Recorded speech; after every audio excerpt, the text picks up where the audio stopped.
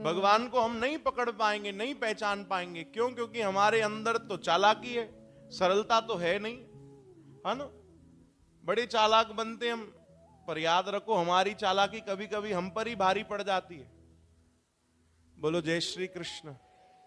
एक हमारे दोस्त रहते हैं भिलाई में, वैशाली नगर में, दो दोस्त जिनका नाम मंगलू राम, भटकू राम, ठीक है। और एक बार जा रहे थे, भिलाई से जाना था उनको बॉम्बे, ध्यान देना, सफर करना था ट्रेन में।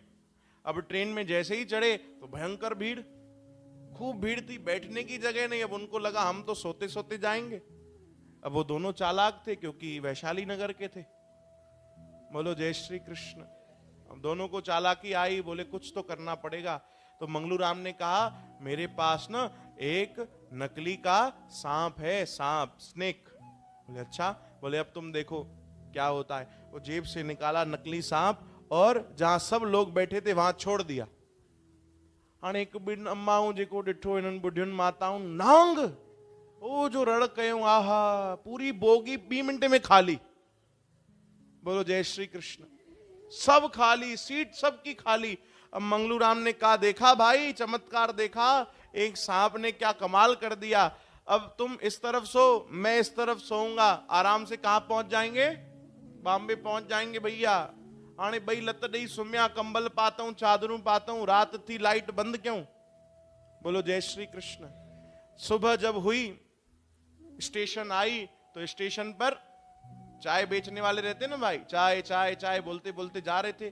तो मंगलू राम की नींद खुली। बोले भैया कौन सी स्टेशन है?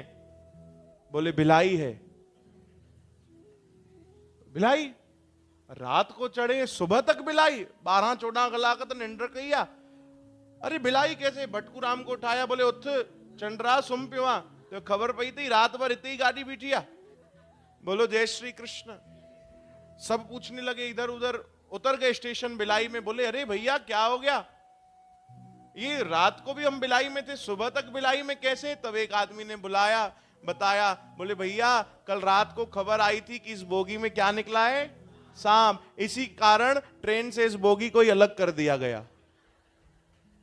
रात भर यहीं खड़ी रही। बोलो जय श्री कृष्ण। हाणे बुधायो चालाकी भारी पई कि न भाई?